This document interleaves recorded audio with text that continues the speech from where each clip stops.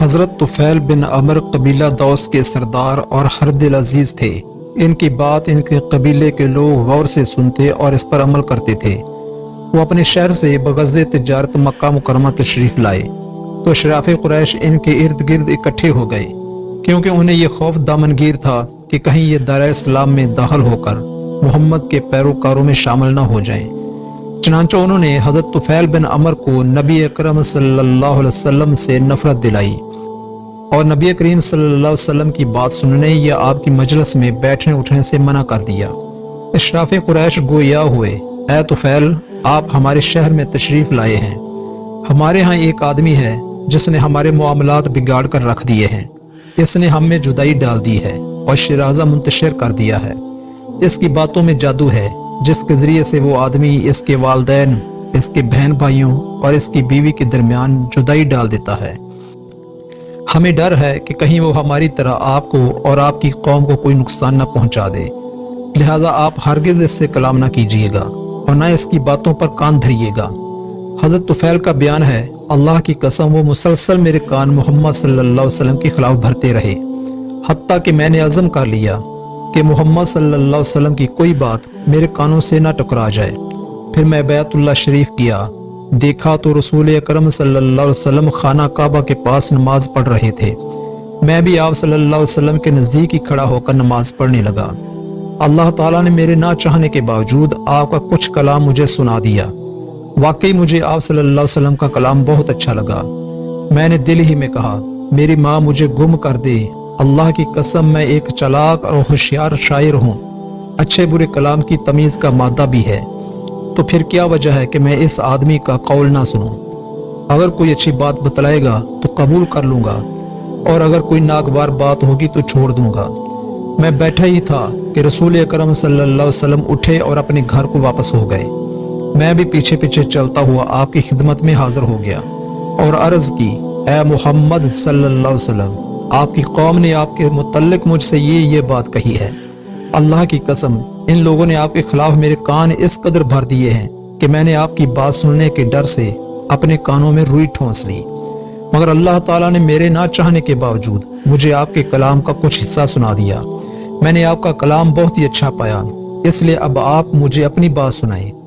حضرت طفیل بھی کہتے ہیں، چنانچہ رسول اکرم صلی اللہ علیہ وسلم نے میرے سامنے اسلام پیش کیا اور قرآن کریم کی تلاوت فرمائی۔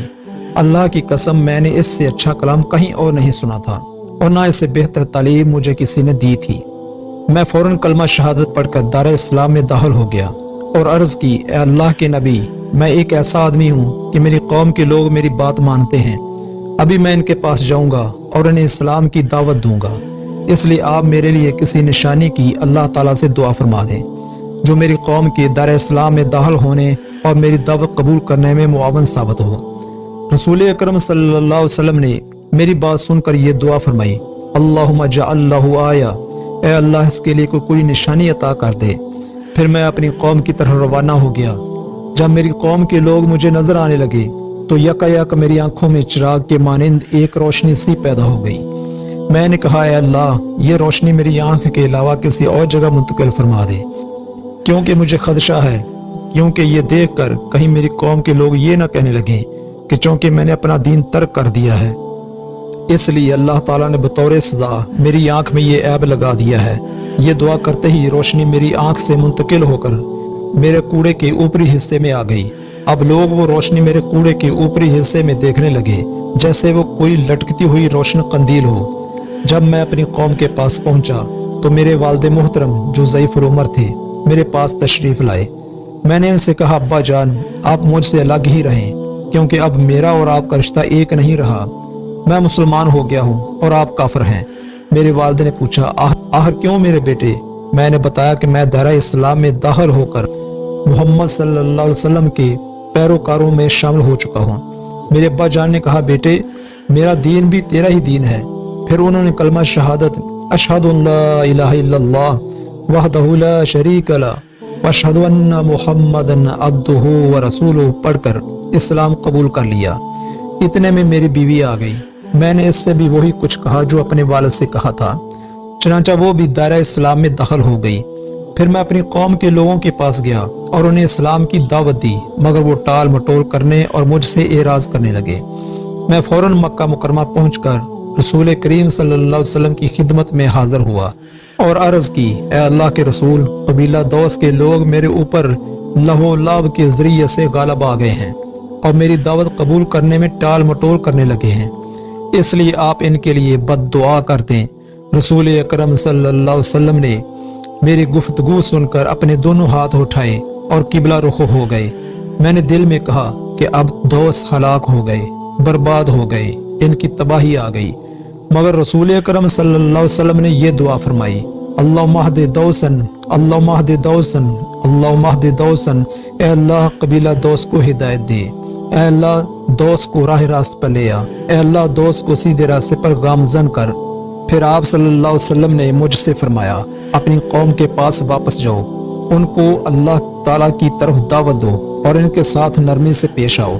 جی ہاں، یہ ہے نبی رحمت جن سے بد دعا کی باضابطہ درخواست کی جاتی ہے، مگر اس کے بدلے آپ دعائیہ کلمات ہی عنایت فرماتے ہیں، اور یہ کیوں نہ ہو جبکہ آپ انسانوں ہی کے لیے نہیں بلکہ حیوانوں کے لیے بھی سراپر رحمت بن کر آئے تھے۔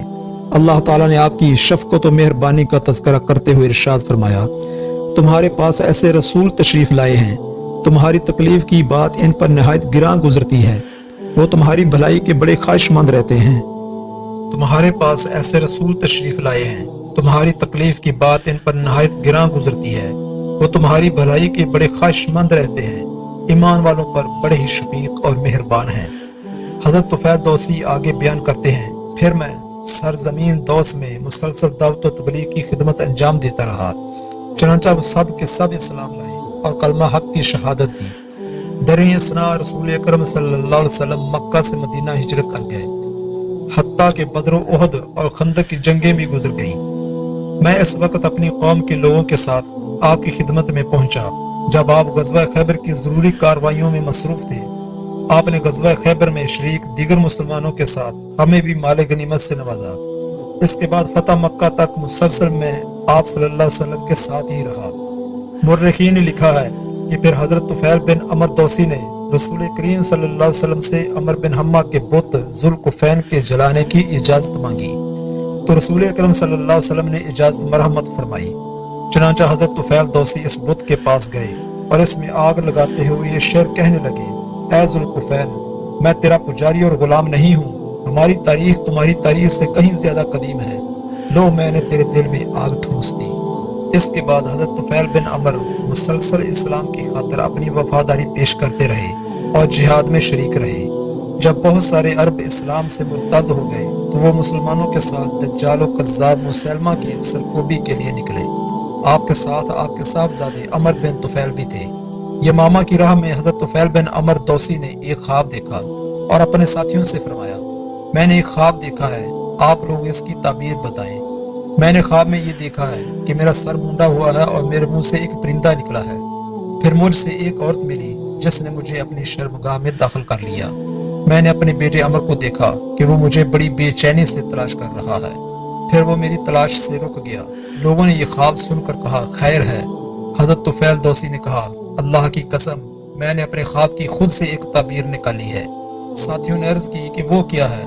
حضرت طفیل بن عمر نے فرمایا، میرے سر کے منڈے جانے کا مطلب یہ ہے کہ وہ کاٹ دیا جائے گا، میرے منہ سے نکلنے والا پرندہ میری روح ہے، اور عورت کے اپنی شرمگاہ میں مجھے داخل کرنے کا مطلب یہ ہے کہ زمین میں میرے لیے قبر کھودی جائے گی اور میں اس میں دفن کیا جاؤں گا، اور میرے بیٹے نے جو مجھے تلاش کیا اور پھر رک گیا، اس کا مطلب میرے خیال میں یہ ہے کہ وہ بھی میری طرح شہادت کی کوشش کرے گا۔ پھر جنگ شروع ہوئی اور اس میں طفیل بن عمر شہید ہو گئے۔ پھر ان کے بیٹے عمر بھی شدید زخمی ہوئے لیکن ان کا انتقال نہیں ہوا۔ پھر اس کے بعد جنگ یرموک حضرت عمر کے زمانے میں ہوئی تو اس میں انہوں نے شہادت پائی۔ اللہ تعالیٰ نے شہیدوں کے بارے میں فرمایا، جو لوگ اللہ کی راہ میں شہید کیے گئے ہیں ان کو ہرگز مردہ نہ سمجھو بلکہ وہ زندہ ہیں، انہیں ان کے رب کے ہاں رزق دیا جاتا ہے۔